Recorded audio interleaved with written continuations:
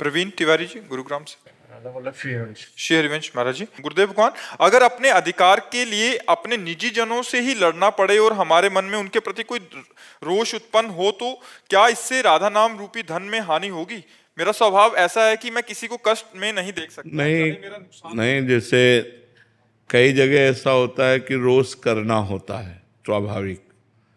जैसे गुरु को शिष्य पर दोष दर्शन करते हुए उसको निर्दोष बनाने के लिए कड़ा स्वरूप प्रकट करना पड़ता है। जैसे माता पिता को अपने पुत्र पर उसके दोष को देख करके उसे निर्दोष बनाने के लिए उसे शासन में लेना होता है, ऐसे अधिकारी को अपने अनुयायियों पर, जो उसके नीचे कर्मचारी हैं, उनको काम में लगाने के लिए, निर्दोष काम करने के लिए उनकी प्रमाद स्थिति न बढ़ पावे, इसलिए थोड़ा रोष प्रकट करना होता है। पर वो स्वांग माने अभिनय मात्र होना चाहिए, हृदय से क्रोधित नहीं होना चाहिए।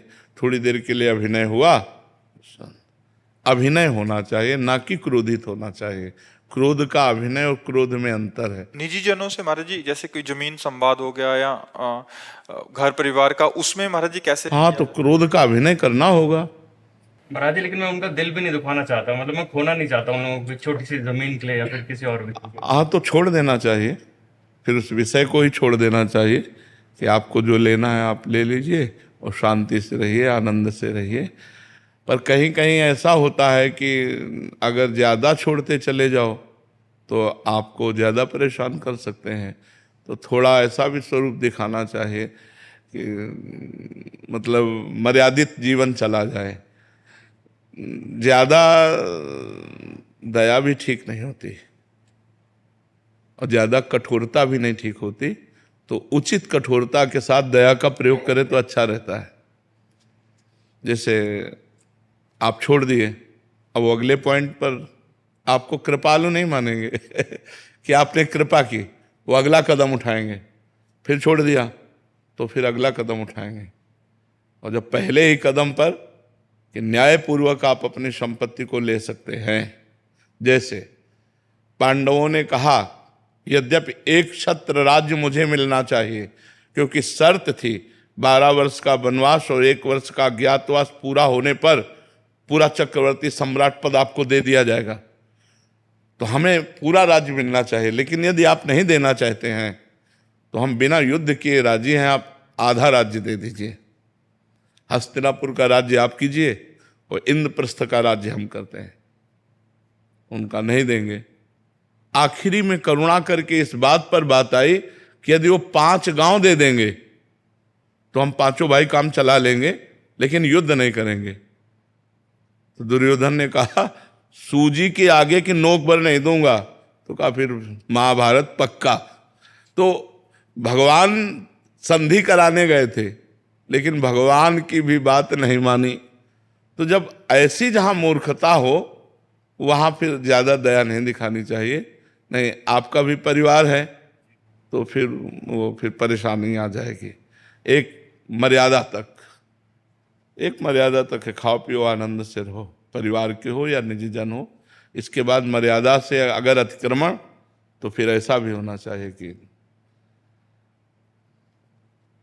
अगर हम बहुत सीधे बन जाएंगे तो बहुत हानि होती है। एक बार एक गांव में सांप बहुत परेशान किए हुए था, कोबरा। नारद जी निकले तो लोगों ने प्रार्थना की। तो नारद जी तो सर्वज्ञ हैं, सब भाषाओं का ज्ञान है। उन्होंने सांप से कहा आज के बाद इस गांव के किसी भी व्यक्ति को काटोगे नहीं। आज्ञा मान ली नारद जी की। तो 2 दिन बाद लौट के आए तो सांप घायल पड़ा था। तो उनका अरे तुम्हारी ये दशा कैसे हुई? बोले आपने करवाई। बोले क्यों? बोले आपने कहा काटना नहीं, तो जो आया ईंटा मार के चला जाता है। बोले फुसकारने को थोड़ी मना किया था, काटो मती फुसकार मारो लंबी। तो बस काटो मती फुसकार मारो फुसकारने मारोगे तो तुम्हें घायल कर देंगे लोग। हाँ, फुसकार है, अगला कदम नहीं, तो बस फिर ठीक हो जाएगा। फुसकार की जरूरत होती है। अगर फुसकार की जरूरत ना हो तो आपको लोग बेवकूफ मानेंगे, आपको लोग पागल मानेंगे।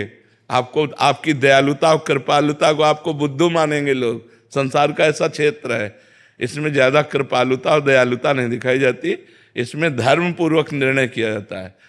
हाँ, कहीं ऐसे ठीक है, आप ले जाओ, खाओ पियो, लेकिन अगला कदम अगर उनका बढ़े तो फिर उसका विरोध होना चाहिए, क्योंकि परिवार है। अगर ऐसे होगा तो बहुत ही विचित्र है।